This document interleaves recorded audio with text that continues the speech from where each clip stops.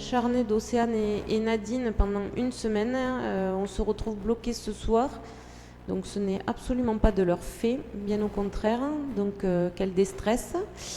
Le conseil ne peut pas être retransmis en direct. En revanche, elles vont l'enregistrer pour pouvoir le rediffuser à partir de demain. Par contre, cela nécessite absolument, et je me tourne vers la presse, s'il vous plaît, un silence vraiment absolu pendant toute la durée du conseil pour que l'enregistrement soit d'une qualité satisfaisante pour qu'on puisse rediffuser. Voilà. Donc, merci à tous. Donc, je vais procéder à l'appel. Laurent Ducasse, Jocelyne Girard, Gilbert Marquet, Carole Montigny-Cap, Pascal Doucet, Audrey Arbellini, Patrick Lafargue est absent, il a donné pouvoir à Laurent Ducasse, Valérie Dacosta, Bernard Argenton, Laetitia Molinier-Pontoro est absente, Bruno Garbaille, Audrey de Brito est absente et elle a donné pouvoir à moi-même. Jean Romeau vient de me dire qu'il était finalement absent. Angélique Costa arrive. Didier Dubouille. Sarah Houchen est absente. Elle a donné pouvoir à Jocelyne Girard. Bruce Paga est absent. Il a donné pouvoir à Gilbert Marquet. Sylvie Saut est absente. A donné pouvoir à Carole Montigny. Maïté Tauzin est absente. Elle a donné pouvoir à Audrey Armellini. Sébastien Lanzutier est absent, a donné pouvoir à Valérie Dacosta. Benoît Durieux est absent, il a donné pouvoir à Pascal Doucet. Nadine Esquera, Sandrine Toutin, Michel Ververt, Gwendoline Venuto, Christophe Lajus. Bien, je vous remercie. Je fais circuler la feuille de présence. Il nous faut désigner un secrétaire de séance. Je vous propose de désigner Laurent Ducasse. Qui est contre? Qui s'abstient? Tout le monde est pour. Je vous remercie. Le premier point, à l'ordre du jour, l'approbation du procès-verbal du conseil municipal du 12 juin 2025. Est-ce que vous avez des remarques ou des observations par rapport à ce conseil, ce PV, Non. Donc je le soumets à votre vote. Qui est contre? Qui s'abstient? Tout le monde est pour. Je vous remercie. Rapport donc suivant à l'ordre du jour qui concerne les frais de représentation. Et je laisse la parole à Gilbert Marquet. Bon. Alors, nous attaquons par effectivement les frais de représentation. Vous savez, on les a votés initialement au début du mandat concernant Madame le maire pour faire face à toutes les dépenses relatives aux missions et à la représentation qu'elle exerce au titre de la représentation de la commune. On était parti sur un modèle qui était le modèle avec une prévision de 6 000 € sur l'année, avec des remboursements au fur et à mesure des actions et des dépenses que généraient les actions que devait mener Madame le maire. Aujourd'hui, on vous propose d'aller vers une solution plus simple et surtout plus, je dirais, correspondante à la réalité. Le premier élément que l'on prend en considération, c'est le montant. Il s'avère que Madame le maire n'est pas très dépensière et que, dès lors, elle ne consomme même pas 3 000 € par an, là où nous avions engagé les 6 000 €. Donc on va vous proposer, dans la délibération, de passer ce montant à 3 000 €. Il pourra être révisé le cas échéant s'il y a soit des événements exceptionnels, soit des diminutions qui seraient encore à venir pour l'année suivante. Mais pour l'instant, un accord total avec elle et sur sa propre proposition, elle nous a demandé de limiter ça à 3 000 €, ce qui nous paraît tout à fait correct et correspondant à la réalité. Ça, c'est le premier élément. L'autre deuxième élément, c'est de le faire de façon forfaitaire, en lieu et place d'un remboursement des frais additionnés les uns derrière les autres à chaque fois qu'elle se doit de faire des achats ou des paiements, quels qu'ils soient, et pour quelque raison, pour peu que ça soit bien entendu relatif à ces actions de maire au titre de la commune de Cassé-Jaloux, on va passer à un forfait et non pas à Le forfait, c'est quoi? Le forfait, en fait, c'est une avance qui va lui être versée, qui va être une avance annuelle. Elle se devra par ailleurs de respecter totalement les mêmes obligations qu'elle avait précédemment, à savoir avoir les justificatifs de toutes les dépenses qu'elle engagera, mais ces dépenses qu'elle engagera sera remboursées directement par les 3 000 € qui seront mis à sa disposition sur l'année civile. Bien entendu que ceci, tout comme la première version l'était, c'est valable sur la durée du mandat.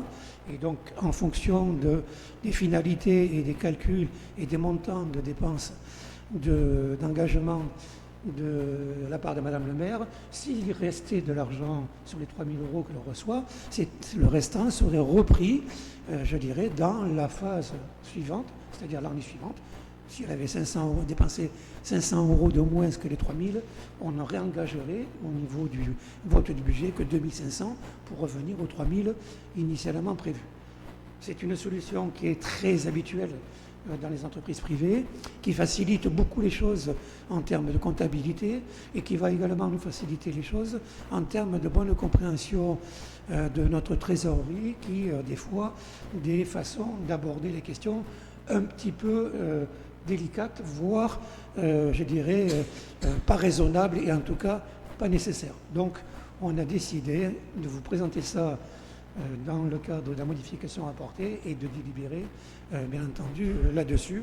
Moi, ce que je vous demande, c'est d'aller vers une délibération, bien entendu, positive, donc de fixer le montant maximum de cette enveloppe annuelle à 3 000 €, de verser cette somme en une seule fois et sous forme forfaitaire, et bien entendu que cette enveloppe maximale annuelle soit inscrite au budget de la ville pour l'année 2025. Elle sera de la même façon inscrite pour l'année 2026, comme elle aurait pu être si on avait pris la décision auparavant. C'est quelque chose d'assez traditionnel qui nous est bien entendu permis par les textes, et je vous demande donc de répondre favorablement et d'accorder cette façon de faire dans le cadre des gestions de dépenses au titre des missions de Madame le maire.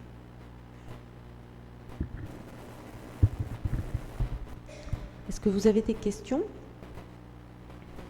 Non? Donc je le soumets à votre vote. Qui est contre? Qui s'abstient? Tout le monde est pour. Je vous remercie. Rapport suivant, il s'agit de prendre acte du rapport du service public délégué du casino, qui était donc consultable. Vous avez peut-être pris le temps de l'examiner. Donc c'est un rapport qui fait un nombre de pages assez conséquent. C'est classique, traditionnel, délégation de service public. Ils remettent donc un rapport dont on doit prendre acte en conseil municipal. Mais si vous avez des questions, on est là pour y répondre. Pas de questions. Donc nous prenons acte de ce rapport annuel. Rapport suivant, décision prise par délégation du conseil municipal. Je redonne la parole à Gilbert Marquet. Merci. Donc il y a 1, 2, 3 sujets à vous présenter. Le premier, c'est l'emprunt. Nous avons donc, comme vous le savez, pris la décision il y a déjà quelques mois de ça, de contracter un emprunt de 1 million € afin de financer les investissements 2025. Donc je vais vous rendre compte un petit peu, même si vous avez eu les documents qui se réfèrent à cette opération, le contenu. C'est donc la Caisse régionale du Crédit Agricole Mutuelle d'Aquitaine qui a été retenue. Au vu des conditions qu'ils nous ont proposées, c'était les meilleures propositions de toute façon que nous avions eues. Nous avions eu d'autres réponses. Ce montant d'emprunt aura une date de remboursement finale en août, le 1er août 2045. Nous avons des frais de dossier à hauteur de 1 000 €. Nous avons eu une consolidation automatique, donc c'est-à-dire un accès au fonds au 1er août 2025. Le type d'amortissement est un amortissement trimestriel linéaire. En ce qui concerne, nous avons une possibilité de remboursement provisoire possible qui sera utilisée dans le cadre, je vais vous donner un exemple relativement compréhensible, Si nous vendons, c'est un exemple, hein, il n'y a rien de prévu dans ce domaine. Si nous vendons un bâtiment communal à hauteur de 400 000 euros, le Crédit Agricole, par le biais de ce prêt, nous autorise de prendre cette recette comme remboursement anticipé de la part empruntée. Donc de diminuer, bien entendu, le montant restant à rembourser, voire de diminuer de la même façon les nombres de mensualités à venir. Sachant que je ne l'ai pas dit, mais les remboursements, ce sont sur 20 ans. Et autre point très important, c'est un prêt à taux d'intérêt fixe à 3,96%, qui est une base donc, qui sera permanente, sauf révision de notre part en fonction des évolutions des marchés, en fonction des évolutions des marchés monétaires, mais pour l'instant, c'est 3,96 et c'est la meilleure proposition que nous aurions eue. Voilà ce qui concerne l'information que j'avais à vous apporter sur la signature de cet emprunt et sur le contrat signé avec le Crédit Agricole. Deuxième information, il s'agit du marché public. Nous avons deux marchés qui ont été signés par Madame le maire. Le premier, c'est la mise en séparatif du réseau d'assainissement. Je ne vais pas y revenir. Hein. On est en train de différencier les eaux pluviales des eaux usées. Pour ce faire, nous avons donc des montants de travaux qui vont être réalisés relativement importants, mais surtout importants par O47, qui est le porteur de cette opération, puisqu'il y a un montant total de marché qui est de 3 057 427,75 hors taxes pour la part du total. Pour ce qui concerne le montant de la commune, il s'élèvera à 285 649,88 hors taxes. Et les titulaires de cette opération, qui ont l'opération en charge, sont Sogea, associé à Cousin Prader. Le marché a été signé en date du 20 mars 2025. Voilà pour ce qui concerne cette partie travaux. Deuxième partie, un petit marché de location, de distribution, blanchissage de bobines d'essuie-mains pour un montant total de marché de 4 480,92 hors taxes pour un an. Ce marché peut être renouvelé 3 fois et le titulaire est la société Elis Aquitaine et le marché a été signé en date du 27 mai 2025. Ce marché a pour but de faire des économies dans un premier temps et d'avoir un aspect écologique nous permettant d'utiliser beaucoup moins de papier et d'essuie-mains papier que nous utilisons jusqu'à présent. Puisque là, c'est comme vous le voyez, hein, c'est lavé et remis en place plusieurs fois sur l'année. C'est que sur l'école, je crois, pour l'instant. Hein. C'est ça? Oui, c'est que sur les écoles. Voilà pour ce qui concerne le deuxième marché. Et en fait, il nous reste les concessions, pour finir, les concessions dans le cimetière communal. 3 parcelles sont ouvertes sur cette période-là. Le bénéficiaire, Madame Vasilevski, merci Julie, Nicole, en durée perpétuelle, en date du 22 avril 2025. Donc en fait, il n'y en avait pas 3, hein, il y avait 3 lignes. Merci pour votre attention. Donc il n'y a pas de vote sur ce rapport. Donc on passe au rapport suivant, une servitude au profit d'Enedis sur la parcelle communale de la zone. Je pourrais poser une question concernant le prêt. Je voulais savoir le montant trimestriel de remboursement.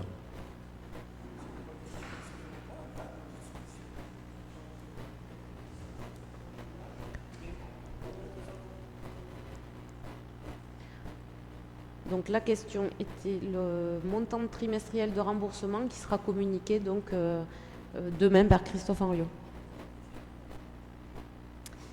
Donc rapport suivant, une servitude au profit d'Enedis sur la parcelle communale de la zone artisanale de Bakou. Monsieur Doucet. Oui, sur la zone de Bakou, la section AS numéro 84 servant de voirie à cette zone artisanale. Donc l'implantation de panneaux photovoltaïques sur la surface de 1036 mètres carrés de toiture de l'entreprise CTI. Donc on vous a joint le plan. Hein. En fait, Ces travaux nécessitent une emprise sur cette parcelle-là et Enedis donc sollicite la commune pour l'implantation d'un futur transformateur de courant. Donc vous avez le plan sur l'écran. C'est simplement que CTI fait du photovoltaïque sur sa toiture et donc Enedis a besoin de mettre un transformateur pour récupérer cette électricité. Donc je vous demande d'accorder les droits de servitude à Enedis pour l'implantation de lignes souterraines sur la parcelle communale 6 Bakou, section cadastrée AS numéro 84 et d'autoriser Madame la maire à signer les documents afférents. Des questions? Non. Donc je soumets à votre vote. Qui est contre? Qui s'abstient? Tout le monde est pour. Je vous remercie. Rapport suivant, une subvention exceptionnelle pour l'association Les Animj. Monsieur Ducasse. L'association des Animj organise chaque année une journée de l'enfance. Cette journée permet aux enfants et aux familles de Casteljaloux de profiter d'une journée d'activité, de découverte et de jouer le tout gratuitement. Cette année, elle aura lieu au parc municipal le 6 septembre. L'association dépense en moyenne 5 000 € pour son financement. Donc, l'association sollicite cette année une subvention exceptionnelle de 2 000 €. Aucune subvention n'avait été sollicitée l'an dernier car l'association disposait d'une trésorerie suffisante et n'a pas bénéficié non plus de subventions de fonctionnement en 2025. Donc je vous propose de réserver une suite favorable à cette demande, soit une subvention exceptionnelle de 2 000 € pour l'association des Animj. Des questions? Non. Donc je le soumets à votre vote. Qui est contre? Qui s'abstient? Tout le monde est pour. Je vous remercie. Rapport suivant, une subvention à l'association sportive du golfe de Casteljaloux. Donc un rapport sur lequel je souhaite m'arrêter quelques minutes, puisque la demande peut surprendre et donc cela mérite quelques explications. Je précise en préambule que Gilbert Marquet, qui est adhérent à cette association, ne participera ni au vote ni au débat concernant ce rapport. Il sera peut-être un peu frustré, mais c'est ainsi. Donc nous avons été saisis par l'association sportive du golfe de Casteljaloux d'une demande de subvention d'un montant de 40 000 € sur 2025 et 40 000 € sur 2026. Je précise d'emblée qu'il faut bien distinguer l'association sportive du golfe de Casteljaloux et la société exploitante, la SAS Rabardine, qui est titulaire donc du bail, du contrat d'affermage de la délégation de services publics au titre donc de l'exploitation golfique. Ce sont deux entités totalement différentes. Nous avons d'un côté une SAS Rabardine, de l'autre l'association sportive du golfe. Je rappelle également que nous menons depuis de très nombreuses années une politique de soutien affirmée, confirmée et réaffirmée année après année auprès de l'intégralité des associations casteljalousaines. Et l'association du golfe de Casteljaloux présente une particularité, laquelle c'est qu'elle exerce son activité sur un terrain considéré comme étant un terrain privé, là où toutes les autres associations casteljalousaines bénéficient d'infrastructures communales, que ce soit le stade de l'Irak, que ce soit les locaux qui sont mis à disposition des nombreuses associations. Qui dit mise à disposition des locaux et des infrastructures dit également mise à disposition du personnel qui donc entretient ces structures. Qui dit mise à disposition des locaux dit également prise en charge de l'intégralité des fluides pour le compte des associations. L'association sportive du golf de Casteljaloux, c'est complètement différent. Elle est sur un terrain privé et jusque-là, l'exploitant acceptait que l'association bénéficie de la gratuité, donc pour pouvoir pratiquer l'activité qui est objet de cette association, c'est-à-dire le golf. Aujourd'hui, et depuis de nombreuses années, l'exploitant se voit confronté à un déficit structurel qui croît année après année, qui peut diminuer et qui va peut-être diminuer cette année, mais on avoisine les 200 000 à 400 000 euros suivant les années les plus mauvaises. Donc aujourd'hui, une réflexion a été menée par l'exploitant pour justement pallier les conséquences de ce déficit, et une des pistes envisagées était donc de faire payer à l'association sportive du golf de Casteljaloux une quote-part liée à l'utilisation effective. Quand je parle de gratuité jusque-là, c'était gratuité du parcours, mais pas que.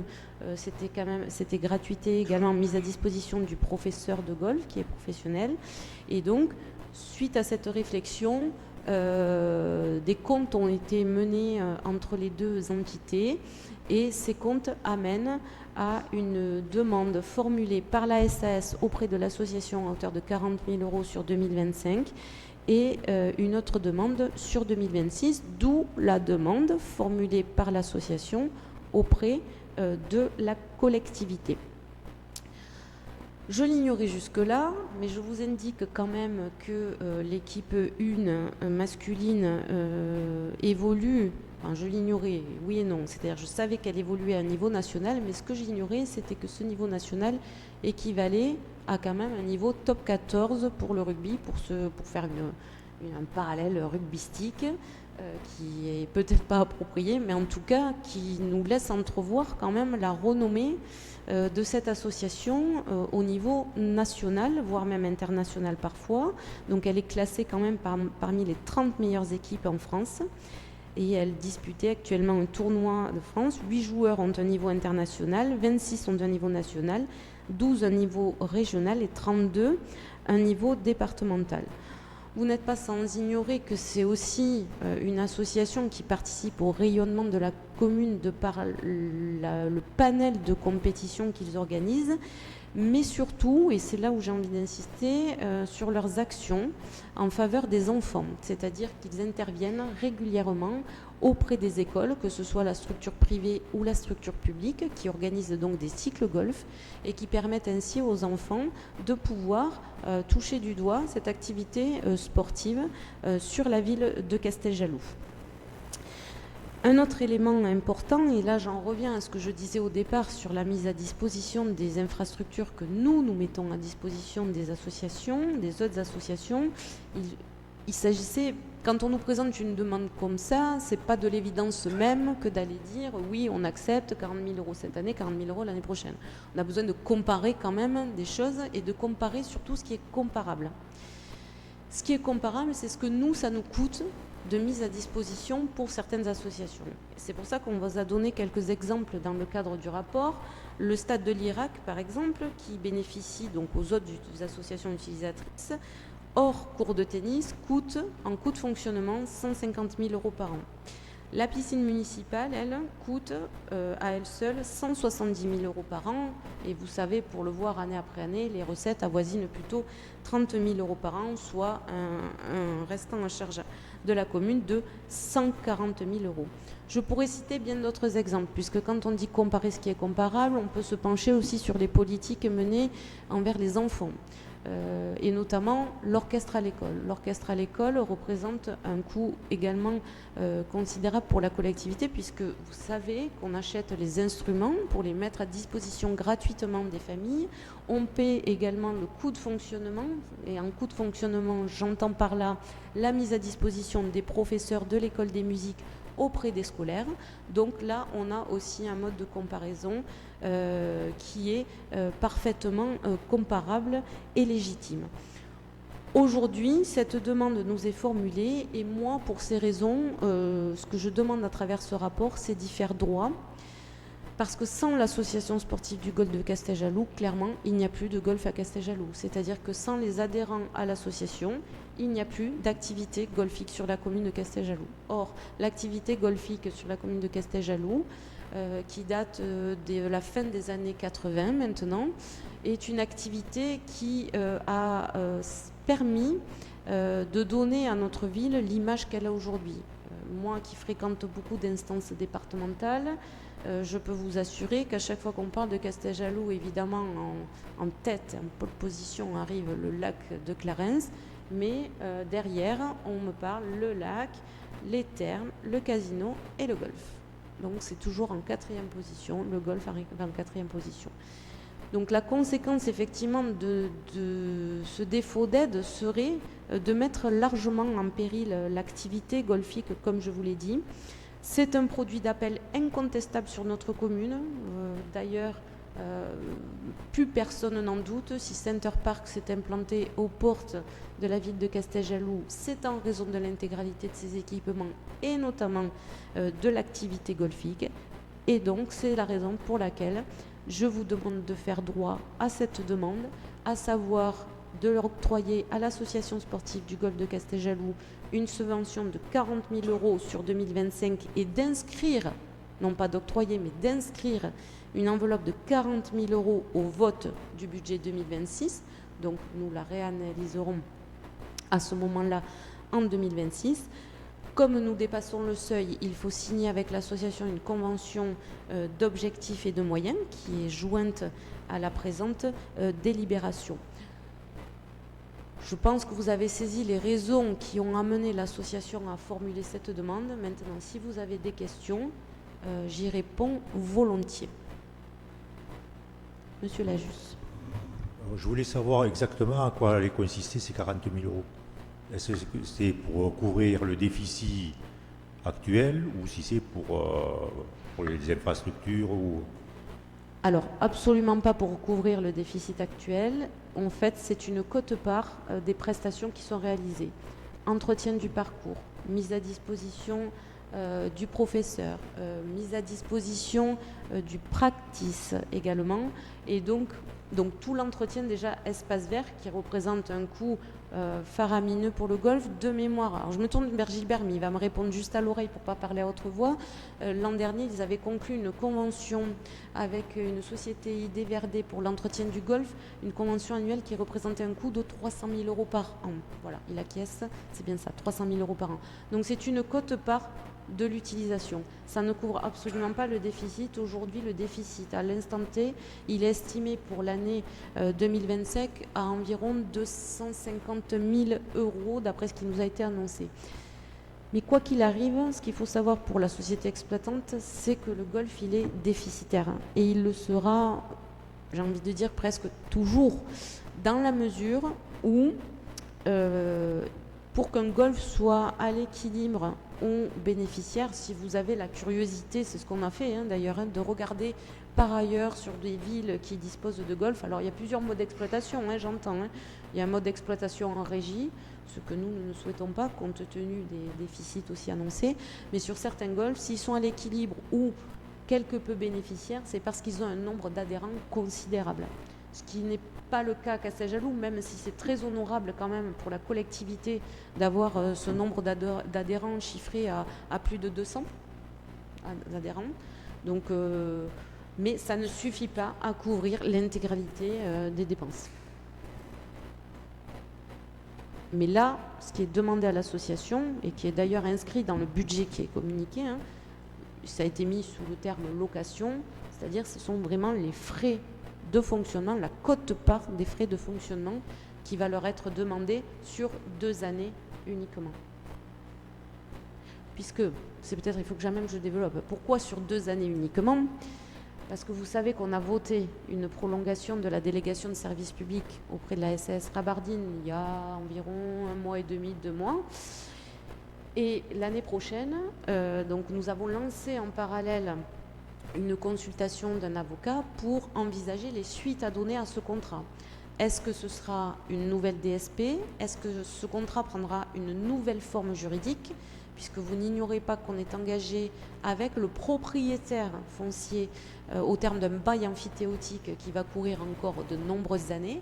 Donc nous, il faut qu'on réfléchisse jusqu'au mois de mai 2026 à une suite à donner à ce contrat. Rien ne dit qu'en 2026, l'exploitant actuel sera toujours exploitant du golf. C'est pour ça qu'on parle vraiment d'une année scindée sur 2 exercices, si vous voulez. À l'issue de cette consultation, de toute façon, je reviendrai devant vous, devant le conseil municipal, pour déterminer quelle est la suite qu'on souhaitera donner au contrat qui nous liera au futur potentiel exploitant du golf. Il faut savoir que si l'activité également périclite, ça a des conséquences aussi sur la collectivité. Quid d'une exploitation en régie, quid de la reprise du personnel. Enfin, ça amène tout un tas de réflexions, mais ça, je le développerai quand on aura eu la consultation qui sera rendue par notre avocat donc au mois de septembre. Mais c'est pour ça que je parle que de 2 années. D'autres questions ? Non, donc je le soumets à votre vote. Qui est contre? Qui s'abstient? Le rapport est adopté à l'unanimité. Je vous remercie. Sûr?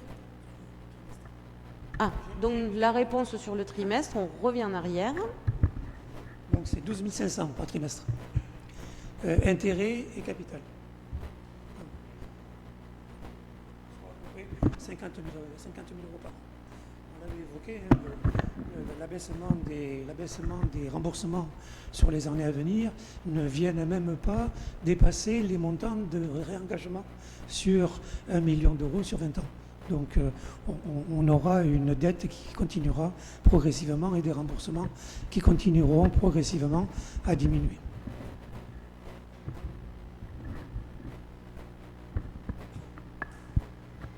Ok, merci. Dernier rapport avant les questions diverses, la création d'un poste d'adjoint technique territorial à temps complet. Ça, ce sont des rapports dont vous avez l'habitude. Il nous faut délibérer pour fixer l'effectif des emplois à temps complet et non complet nécessaires au fonctionnement des services. Et donc, suite à la titularisation d'un agent des services techniques, il nous faut augmenter l'effectif donc des adjoints techniques territoriaux, de créer donc cet emploi technique à temps complet dans cette filière et de constater que l'effectif actuel du grade passe de 15 à 16. Donc un agent qui était jusque-là en CDD, qui donne entièrement satisfaction et donc à qui j'ai proposé une titularisation. Pas de questions? Non, donc on passe au vote. Qui est contre? Qui s'abstient? Tout le monde est pour. Je vous remercie. Avant de passer à la question diverse qui m'a été adressée par Monsieur Ververt, je vous informe que nous aurons un conseil municipal exceptionnel le 28 août prochain. Donc, merci de réserver votre date et d'être là dans la mesure du possible, qu'on ait le quorum. Il nous faut délibérer avant la fin du mois d'août sur donc parce que vous n'êtes pas sans ignorer qu'il y aura des élections l'année prochaine et donc ces élections entraînent une obligation pour nous de délibérer sur la composition du futur conseil communautaire. Ça ne nous concerne pas forcément, mais en tout cas il faut le passer avant le 31 août de l'année qui précède donc les élections et municipales et communautaires. Voilà. Donc 28 août prochain, nous aurons un conseil municipal. Et donc, Monsieur Ververt, vous souhaitez que je pose toujours la question que vous avez posée? Donc, Monsieur Ververt m'a envoyé une question diverse qui est la suivante. Pour quelle raison le drapeau européen est-il à gauche du drapeau français sur la façade de la mairie?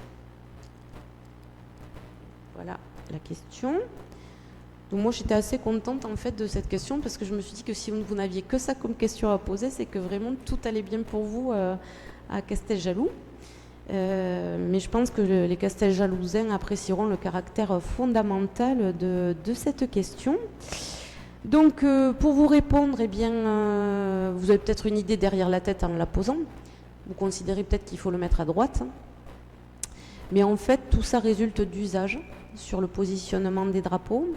Et ce qui importe lorsque il y a plusieurs drapeaux sur la façade, et notamment lorsqu'il y en a 3, comme c'est le cas ici, vous savez peut-être ce que représente le drapeau qui est à droite, en revanche. Voilà. Qui représente la Gascogne. Donc, l'important, du coup, ça nous a fait quand même chercher un petit peu, quand même. On s'est dit, bon, pour notre culture générale, ça nous paraît important. Donc, on s'est rendu compte qu'à Nice, c'était positionné de la même manière, plus proche de chez nous. Alors, c'est pas Nice, c'est Antagnac, mais un village avec une grande renommée également, c'est positionné de la même manière. Sur d'autres collectivités, effectivement, le drapeau, alors c'est pas quand on le regarde, hein, c'est quand on est vraiment là qu'on le regarde depuis ici, hein, depuis la salle du Conseil. Parfois, le drapeau européen est à droite, mais la règle absolue, c'est que le drapeau français doit avoir la préséance. C'est-à-dire que quand il y a 3 drapeaux, le drapeau français doit être au milieu. Pour le reste, cela résulte des usages locaux, d'usage. Maintenant, s'il faut qu'on intervertisse les deux, on le fera. Mais je vous laisse expliquer ce que vous aviez derrière la tête en posant cette question fondamentale. On a fait la réflexion plusieurs fois que le drapeau était du mauvais côté. Alors je me suis renseigné, il existe un décret du 4 mai 63 qui précise que la préséance du drapeau européen est à droite. Alors ici, bon, si vous estimez que la Gascogne est plus important que l'Europe. Alors franchement, on n'a rien estimé du tout, si vous voulez. On a trouvé, bon, bien évidemment, hein, vous n'avez pas envoyé ce mail qu'à moi. On a trouvé ça tellement... Non, c'est-à-dire que la question, vraiment, vous trouvez que pour les Casteljalousins, ils attendent une réponse sur le positionnement des drapeaux sur la façade de la mairie. Mais on va les intervertir s'il n'y a que ça. Par contre, je suis intéressée de voir le texte du décret, puisque vous l'avez sous les yeux. Moi, je n'ai pas le texte exactement, je l'ai retrouvé là. Mais j'aimerais bien voir le document que vous avez sous les yeux. C'est le 4 mai 1963. Non, mais vous pouvez me faire passer votre feuille. C'est un texte de protocole dans les cérémonies, si vous le voulez. Oui, je veux regarder, moi. Étant juriste, en fait, j'aime bien voir, quand on me parle de textes de loi, de décrets, je vais les regarder. Et donc, la date, vous me dites, c'est Le 4 mai 63. Est-ce que quelqu'un peut me chercher le décret du 4 mai 63 On va s'y arrêter quelques secondes, puisque c'est très important.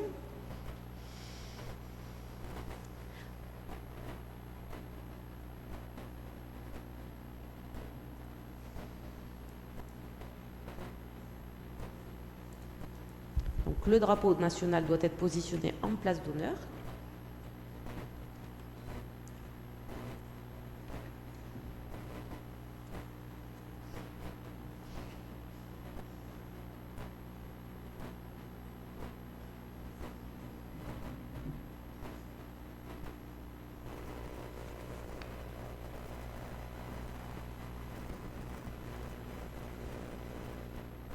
Je ne vais pas le télécharger maintenant, il est hyper long. Donc je le lirai avec grande attention, mais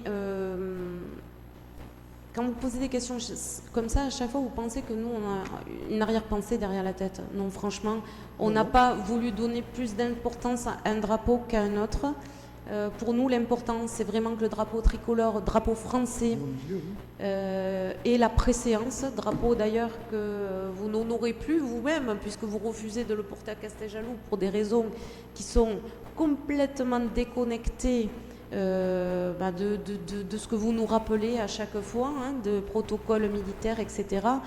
Puisque vous me l'avez dit ouvertement, et j'ai 2 témoins à côté de moi, que vous refusez de le porter en tant que porte-drapeau sur la commune de Casteljaloux parce que vous êtes contre la majorité municipale.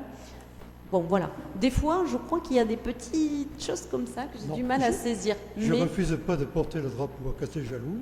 Je le porte pour toutes les sépultures lorsqu'on m'invite. Par contre, au monument aux morts, je suis président de l'Union locale des anciens combattants. Oui. Donc je peux pas. Mais ce n'est pas la raison que vous nous avez donnée dans le bureau et dans la salle à côté, et je pense que mes adjoints s'en souviennent très bien. C'est pas grave, monsieur Herbert. En tout cas, je lirai ce décret avec la plus grande attention. Mais je reste tout de même, et je reste sur ma note positive du départ de mon propos, c'est-à-dire que je suis ravie, parce que finalement, si vous n'avez que ça comme question à poser, c'est que tout va bien à Casteljaloux pour vous, et donc je vous en remercie, parce que c'est flatteur pour l'action de la majorité municipale. Merci à vous.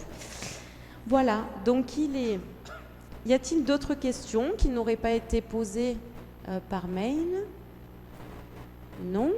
Donc il est 19h43, donc je vais demander à nos techniciens en herbe de couper le micro puisque j'ai 2 autres infos à vous donner.